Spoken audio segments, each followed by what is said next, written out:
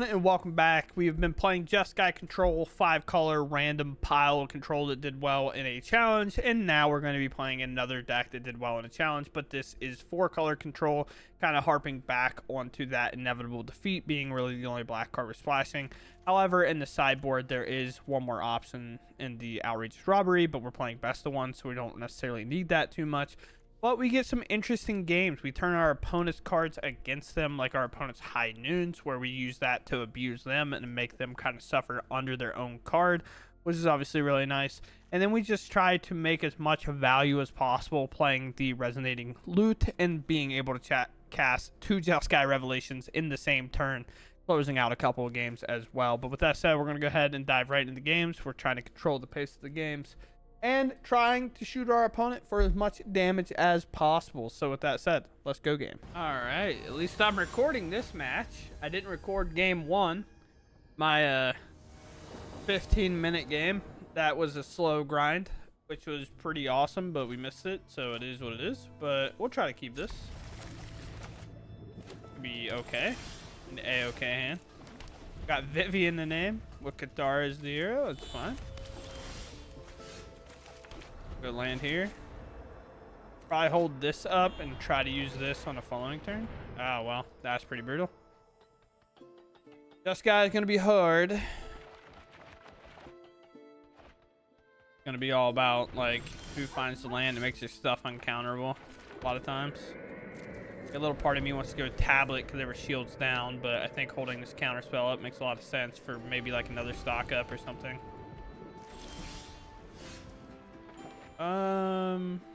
I can do this and see if they interact. Misses a land. Consulting here. Be blowing that up.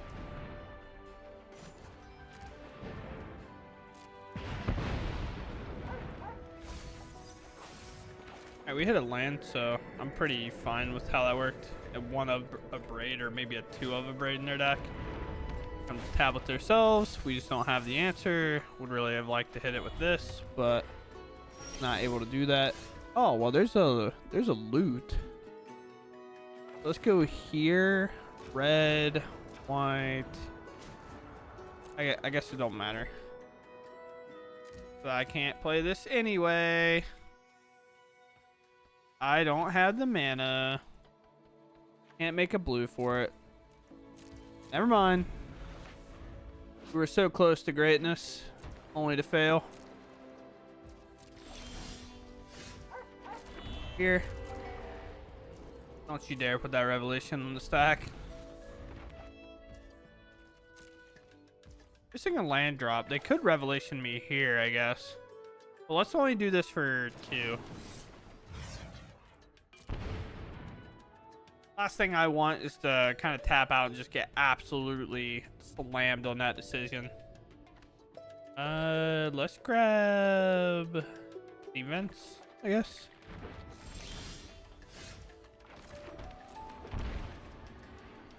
Then we just pass it up. Turn. Could have yammed this, but, you know. Threaten it all.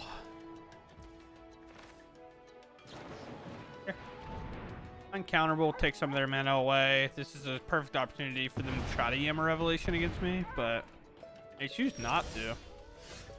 Okay.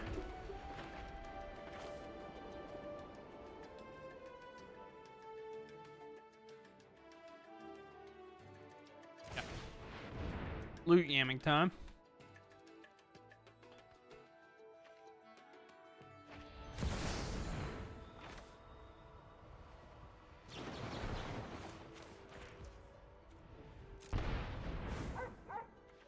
Oh, flashback's pretty good. Sure. Now I have kind of any color, but now they can abrade me again. Oh, they put it back in hand and just hard cast one. Sure.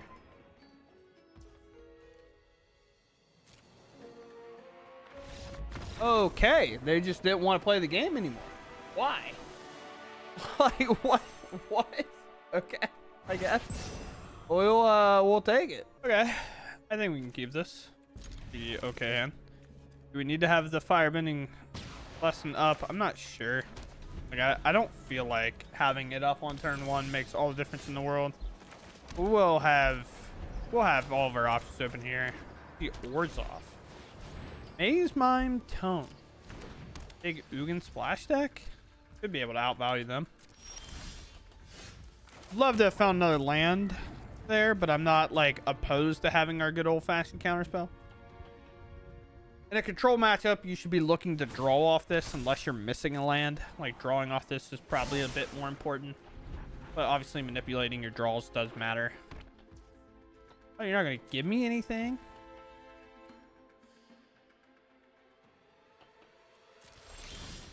Okay, well, we're gonna try to get one, I guess. Didn't really want to do that, but sure.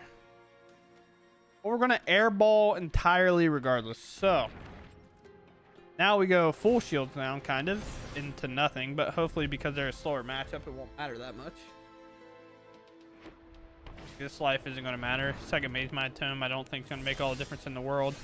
And we just hit a land anyway, which is huge. Now these are good, and I can hold my counterspell up if need be. This is going to be very annoying, but these don't compare to how fast the Jeskai Revelation can blow the game out, especially considering what we have. But Deadly Cover-Up's a card. Ghost Vacuum is like annoying, I guess. But like, I don't know if I can afford to care about that. Go here and let's kick.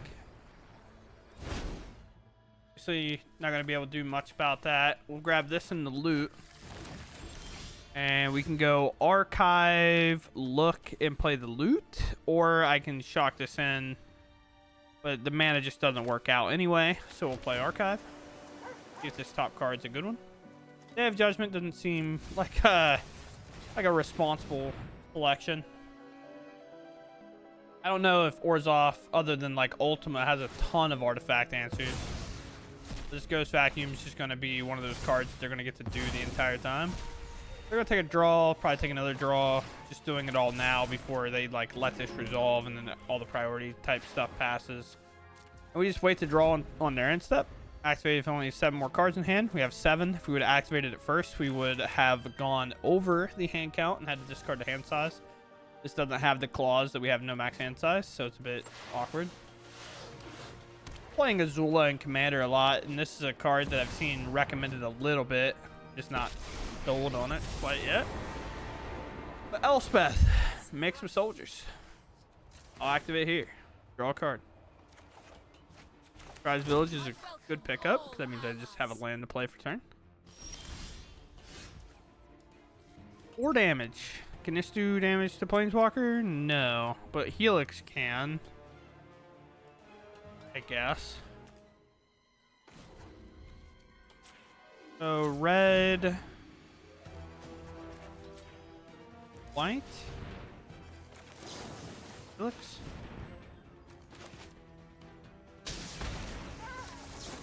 Here.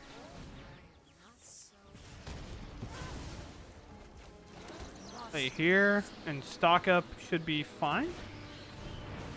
They'll also put us to max hand size again. Tablet's a good pickup here, and the Critique's a pretty good pickup here with as much mana as we have going on. Obviously, I would have loved to play the tablet, but that mana that was floating was for only instants and sorceries because we made it off this loop. So that mana was actually not able to tap into our tablet. These are just generic 1/1s. Not that big of a deal. Another Elspeth will still get picked off by this. They won't have enough mana. Our removal for this will try to barrel. Counter unless they pay 4. Most I could do is activate the vacuum, target again, and then make it 3. But we do surveil 2, so we could make it a bit more. Like 5, I think. So they won't have enough mana unless they play a land, and I'm definitely protecting the loot here, especially with a card like this that can just immediately go face for what? 2, 4, 6, 8, 10. Destroy all artifacts and enchantments. Well, they're going to lose this anyway, and Ghost Vacuum is a non-relevant card, so we definitely interact with this, and we just counter it. They're clearly afraid of it, so... yeah, we'll take it. Afraid of the loot. Who would have thought the loot alone would make them concede? We'll definitely take it, though. Obviously afraid of some Just Guy revelations and stuff like that coming up, but we didn't have it, so... It is what it is, I guess. We'll take it, though. Interesting hand. We'll keep. We'll start off with the past. Because we want to be able to firebending Lesson, even though obviously on turn 3, Freely comes in and we might have to shock this, but Lesson could probably generate a lot more value being open for the next 2 turns than shocking or saving 2 damage off this. Not going to consult, especially considering we hit the extra land, so there's no reason to try to jam this and lose our value. Why lose the value when it doesn't matter? Cactus, Terra, the bird. I got a little dog meat over here. Having a good time. My opponent's here, maybe not here. I have no idea. Well, my opponent learned I'm Just Guy, I think, and they gave up. Okay, they left. They had to go. They didn't want to play no more. Sure. We'll keep, I guess. We absolutely have to. We'll road something, but, you know.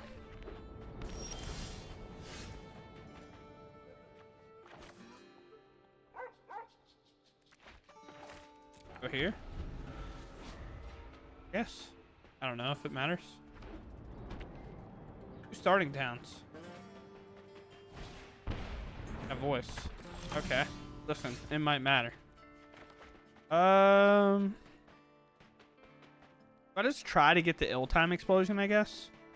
Probably, right? And hopefully find something other than like just erode the burn in my hand. Holy starting towns.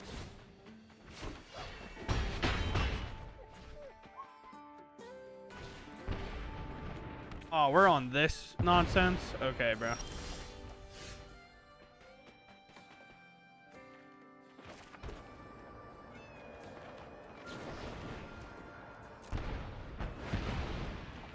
The high noon deck just is so annoying.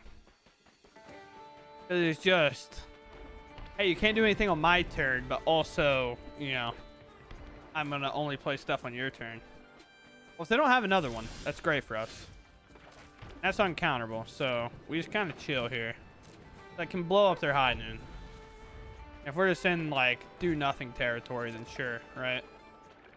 Do I go for it? I don't think so. I think we just wait. Oh, uncounterable, but they airbend and do all that nonsense. It's not like they counter my stuff. I just wait till they cast another spell, right? That's the thing. Normally they have pressure on the board to do something to you. And if they're not going to put pressure on the board and allow me to just sit here and do what I want, then great. Troll deck's just getting to kind of do what we want. And this card's a good kind of turnover piece.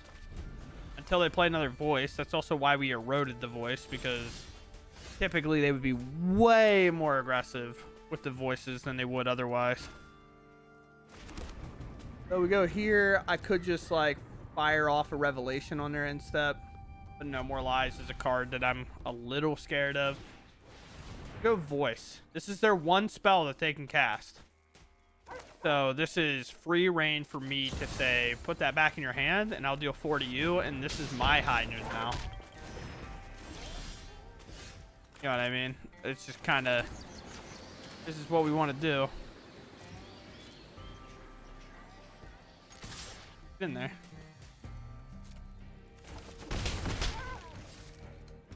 This is my high noon, brother. Even Interrupter. Can I helix this? 1, 2, 1, 2, 3, 4, 5, 6. No. I could have done it and just said whatever. But I know where I lie. I'm just going to put that back in their hand and shoot the Aven Interrupter for 4. Once again, that's my high noon, brother.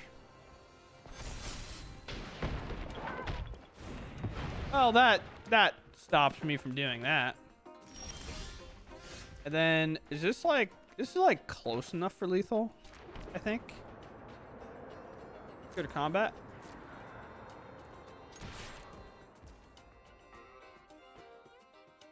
Fast blockers. I could just try to helix them though. Is enough damage for lethal.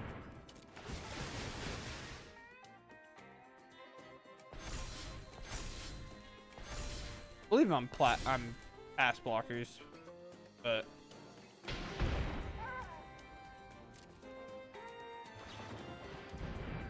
oh, you want to airbend one of these? Sure.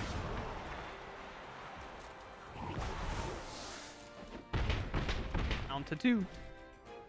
Then we just inevitable defeat them at some point. The thing is, as soon as they cast a spell, I just do it, right? If they don't cast a spell, I just bring up my land.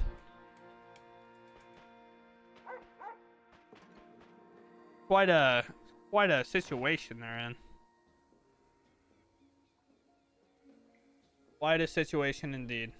This is why I've never, like, the deck they're playing, I've never been like, oh, this deck's so good, you know. They can pop this actually. They can actually save themselves here if they know what they're doing. They can blow up the high noon and shoot the Rang. Technically a thing that they can do. I think they can. But this is why, like, this deck is one of the most tilting ones to lose to, because it really relies on you not being able to answer their voice of victory.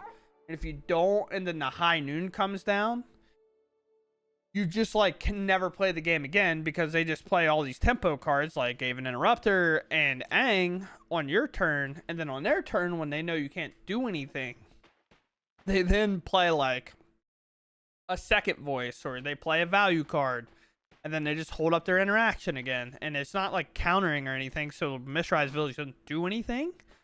Just a very frustrating deck to play against most of the time. But 5 damage to any target. They would lose 1, shoot this, but let's be honest, they're cooked. It doesn't matter. They're done. Hopefully, now that I'm on to play, I don't have to play control for the 5th time in a row. It's just like Arena has this really bad problem that if you're playing a slower control deck, you're just going to play against control like all the time. And there's not a whole lot you can do about it. Should I shock this in? No, I don't care. I don't know what they are. If it's a voice, I can't do anything anyway. Oh, it's the exact same matchup as earlier. So with no, like, counter spell, it should be just slam and stock up, right? We grab, like, land plus seer. No, we just grab land, I think. Then I don't know. Watch him play silly goofy cards at us. So we're gonna play this the exact same way we played the last one, where we do nothing until our opponent fits cards to the board. Okay. That's an interesting one. I do this.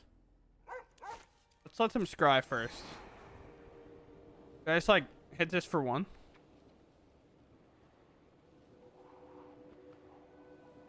Use it as a draw here? I think so.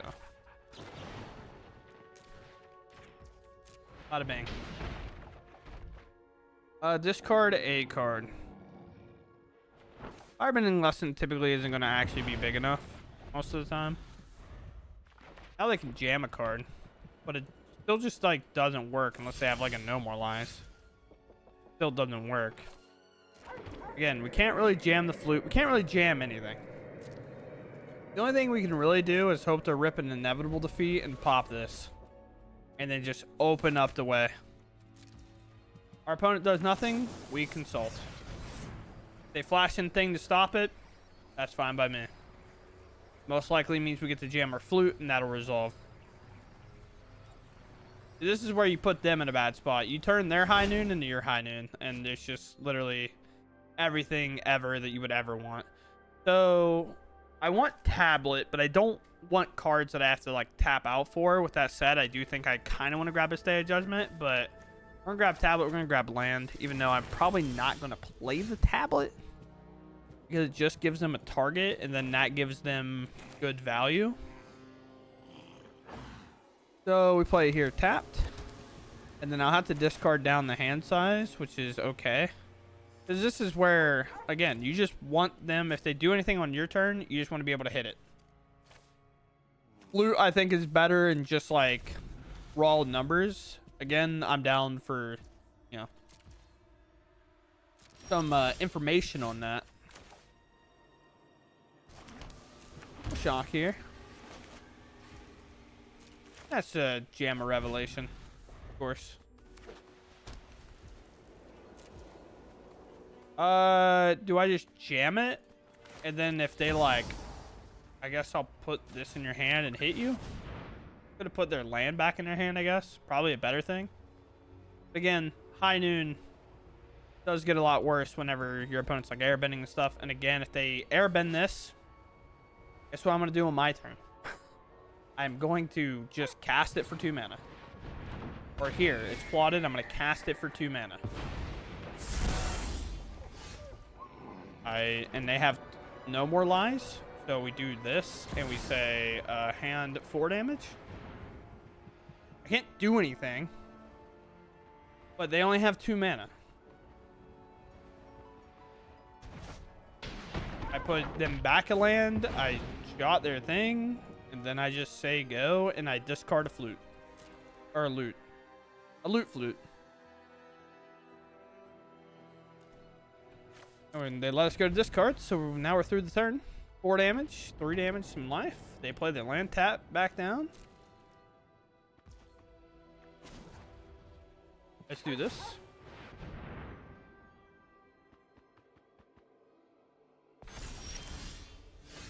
Oh, the card of choice. The card of question.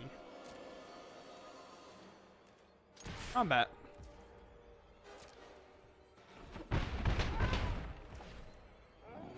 Attempt to end my turn.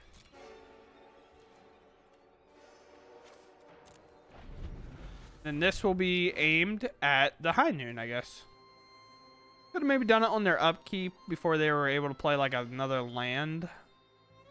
Although that doesn't really matter, I guess. Again, I also don't care about the high noon. Again, they have to do stuff to me. I do nothing. I just play land and swing my creatures. That's all I do. The whole game. That's all we'll do. For the rest of the time. Until my opponent puts a Voice of Victory onto the stack. If they put a Voice of Victory on a stack, this is immediately getting shot off at their high noon. Although I could just do it now. Yeah, I mean, why just sometimes high noon sucks. This is why. It's just, if you do not have the Voice of Victory down, it just does not work. Because I have 1, 2, 3, 4, 5 instant speed spells, and if you make me if you blow this up and you make me interact, I'm immediately going to jam a loot. And if this isn't in play, I can cast more spells. So if they airbend it, plotting obviously makes me wait till next turn. But if they airbend this, I'm just going to play it again. And then I'm going to open up my entire hand, and it's just going to be absolutely bonkers for him. And it's going to be very hard to control. So, obviously, we're not a great matchup for this. But, you know, we'll take it. If you want to argue the way to get to our revelation, our removal's good. Supposedly. Go here, play here, and then we sear. Sizzle them. Pretty excited. I just ordered like some mule prep stuff. Not like, I guess I explained that wrong. I ordered the things to put meal prep stuff in, you know, like a container. But I ordered some glass ones. Pretty excited.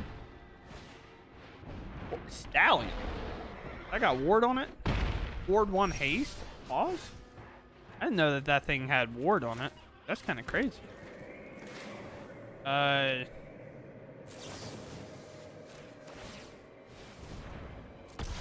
Okay.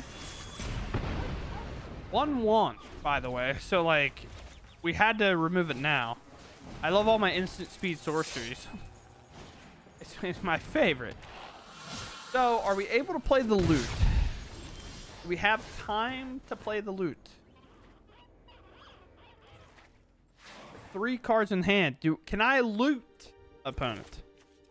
Obviously, inevitable defeat is what I'm looking for. Although we do get access to Revelation. So, I mean, I guess if they kill me, they kill me. I'm playing the loot. If I'm dead, I'm dead. And it was meant to be. But what? Like, okay, exactly what I was hoping for. Something like that. So, I can... No idea what I can do. I kind of need to do this now. This doesn't get trample.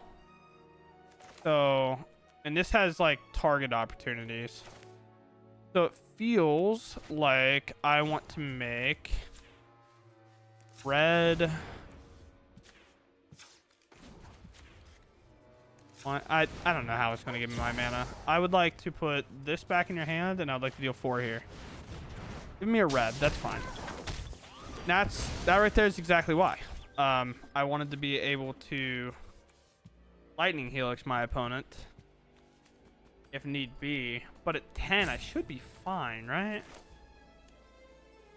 I guess I can't do anything about it anyway. Okay, I'll take both of those. These are uncounterable and get through wards, so I just kind of want to live. I feel like it's going to be play here. Again, seeing this creature means they are a blue-red deck, and that means bouncing stuff could matter. Could I double block and just basically make my life total 12? Probably. Are they going to blow up my loot? I'm going to put it back in my hand. That's kind of tough. But I don't really care. They might have the attack card. Here. Sure. But now we're in, like, torture them territory. And I mean that in the nicest way possible. We go here on the Hired Claw. I could play this, but then I can't play these, so we just wait. It's an uncounterable kind of anything, so I just pass. And me not playing this back down with a full grip should be a very alarming sign to them, I would imagine. 1 damage to that player, sure. We got Goofball Horse over here, which is a really cool card, honestly. They're gonna return that to my hand. That's a-okay.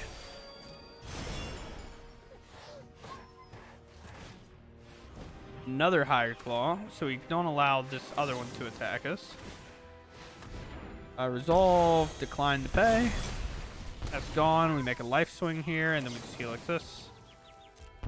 I'll take 1 to get that off the board. Now we're all the way up to 15, and it feels kind of unlosable from here, but, you know, crazier things have happened for me. And turn, we do have a Revelation. Flashback isn't quite enough to get us there. We do have Counterspell into inevitable defeat if we really want it. This Hired Claw can attack me all day. Do this now. I thought maybe they would do something, but do it before the damage so they can't pump. 1 damage isn't going to end our game.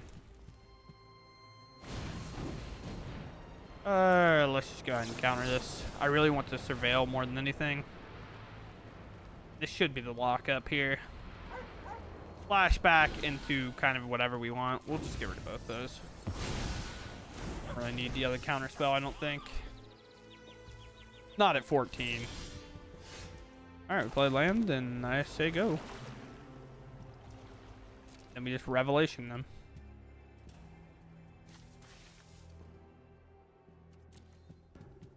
Feels like I do. Fair enough. I respect the fight, though. I do. Like, they didn't get up immediately, which I kind of thought they were going to after that.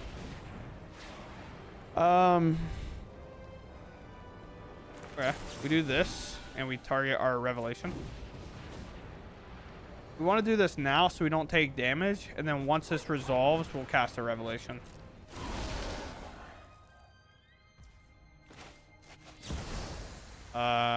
And 4. As long as we keep the board clear, we don't have really anything to worry about. Could pick it back up, I guess. It's not going to counter this regardless of what happens. That's fine. Basically gain that life back anyway.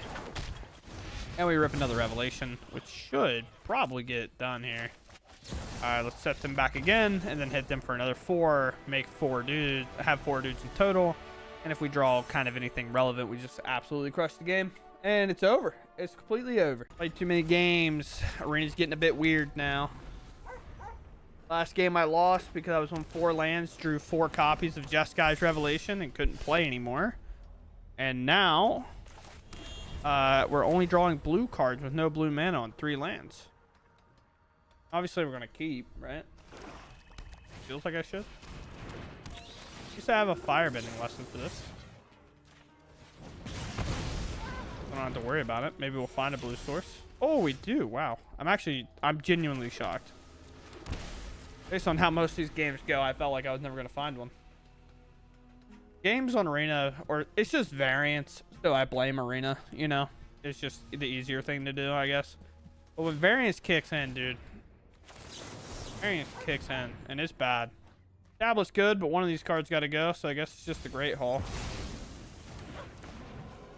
And I'll keep the tablet so I can play it. I want to stop them from drawing extra cards. And I'm kind of running down a card and stuff to do, so... I don't want to do. Do I want to play... I probably want to play loot first, right? And then play tablet. Because loot allows me to kind of increase my mana count by a lot. Like, loot increased my mana by 4. The other one only increased it by 1. This helps me draw. Yeah, I mean, I think it's loot, right? Go up to 4.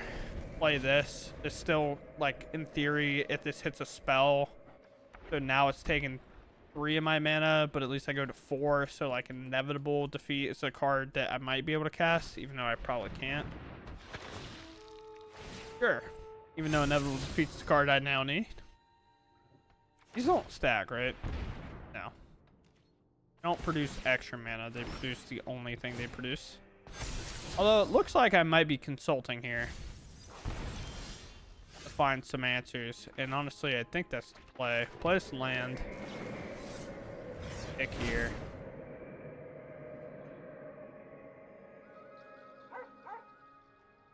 Did it stock up plus this? A graveyard that I can flash back. Firebending? Probably not great enough.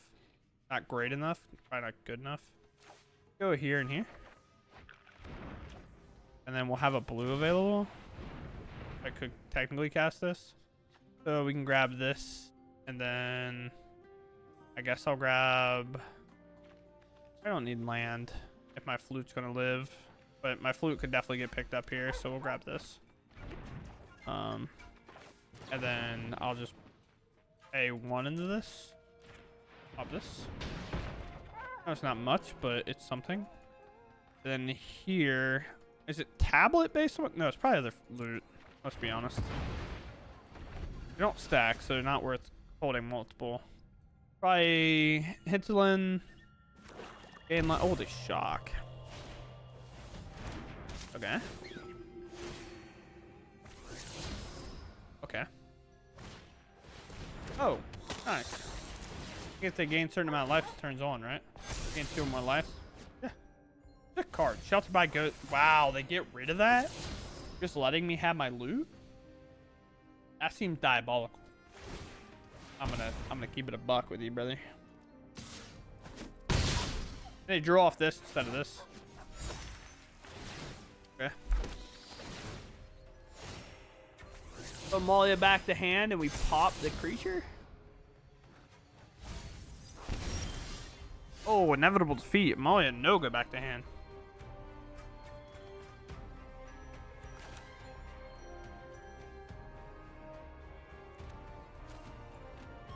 Amalia no go back to hand. Amalia go here. We decline.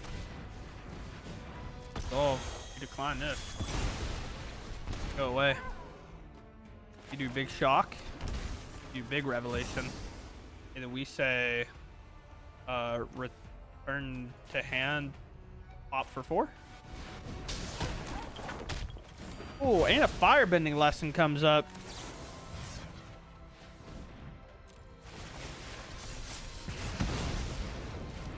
Oh, this is where they reanimate everything. Show me that race to past. I mean, it would be so good for them, though. Then I have to find board wipe. Board wipe good. What my opponent do to me bad. It's really weird to play this and this sometimes in the same deck, because I feel like they're clunking right now, you know? Like, I feel like they're running self-interference. So, like, I don't want to play this because it's just worse value than this, but I guess it just replaces itself in terms of casting the stock up. But it does require me to, instead of have 6 mana, to go to 3 mana, if that makes sense. But let's go ahead and jam it.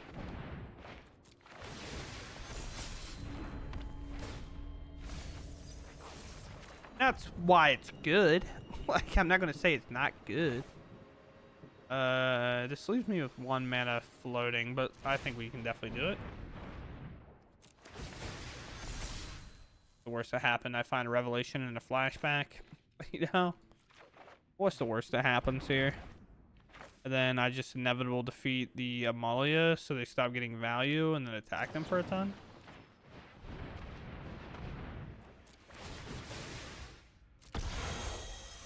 I decline, of course. And then I will just sear this. I can't block. And we'll set him to 2.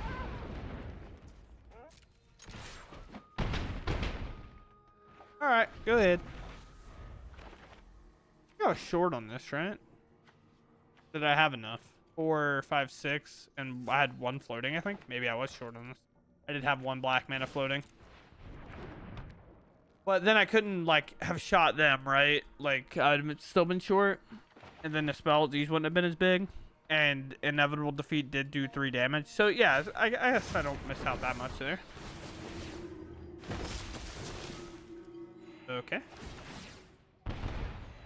Hoping that that's enough. I mean, it's a crazy amount of damage. So absurd how much damage I was. Am I dead?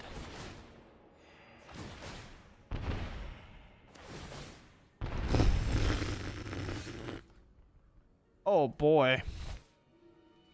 I could double revelation here. So let's back to hand. I mean, it doesn't matter. I'll just do this. Let's both just do crazy stuff. I want to double revelation out of disrespect.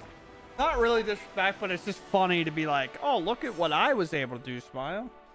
But yeah, I think I'm good for the day on playing my Magic the Gathering Arena Day games. Okay, so here we are with the kind of deck and what we're done with here. So it is a bit different than what we previously played, where I was playing kind of the 5-color pile. Honestly, it's a little less fun than that 5-color pile was, because that one was a bit more like, oh, you want to hold cards against me? What if we make you discard them? I can show you that pile real quick. I don't even know what my changes are there, but like this one, it was a little less fun than playing this one, because this card was really funny to cast against our opponent, and the flashback with Just Sky Revelation, and this deck was just doing this on turn 4. But consistency wise, this I could see being a bit better there, especially in like that best of 3, and then this being uncounterable is really nice, and also a way to kind of close out the game.